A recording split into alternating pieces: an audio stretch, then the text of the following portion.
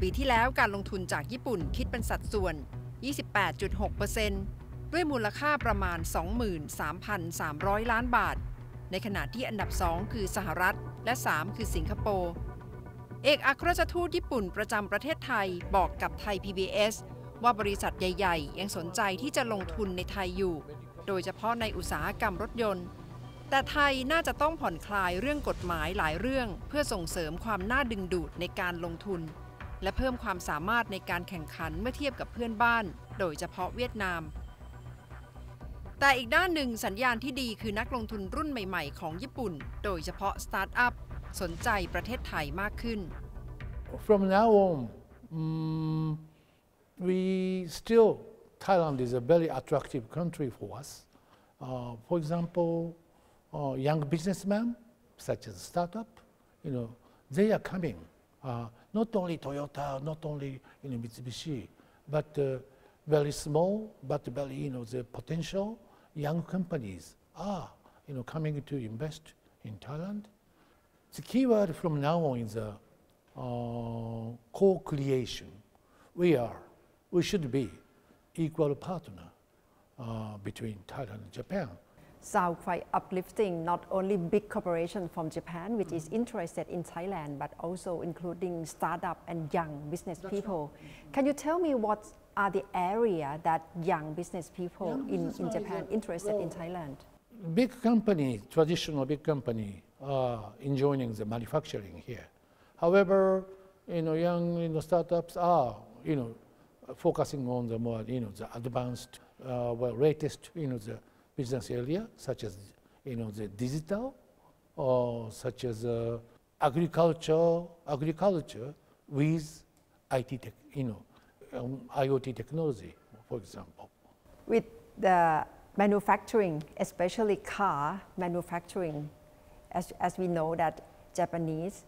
companies invested a lot in Thailand. But for the future trend of EV, what's the trend and what will be happening in terms of Japanese investment? Japanese, that depends on the company. Well, some companies are very aggressive on EV. However, some companies are more conservative, and they still stick to, for example, here in Thailand, pickup or the buses, those the makers are maybe stay on the way of their own making. However, in the long term or mid-term, they need to shift the current trend to shift to EV. So surely we would like to continue our leading position in Thai market. I believe most of the Japanese makers will accommodate with the Thai government's policy towards EV. As far as you can see, what should Thailand do more into step up our game in order to attract or to maintain investment in the car industry? We have been submitting many requests to Thai government. For example, more deregulation, or investment initiative, incentives, tax reductions. Sometimes, say compared to other neighboring countries, Thailand has a little bit more regulated, restricted, and also there are some restrictive rules here in Thailand. And furthermore, we are encouraging Thai government to conclude more free trade agreement, such as CPTPP, or why don't you facilitate the FTA negotiations with EU? Well,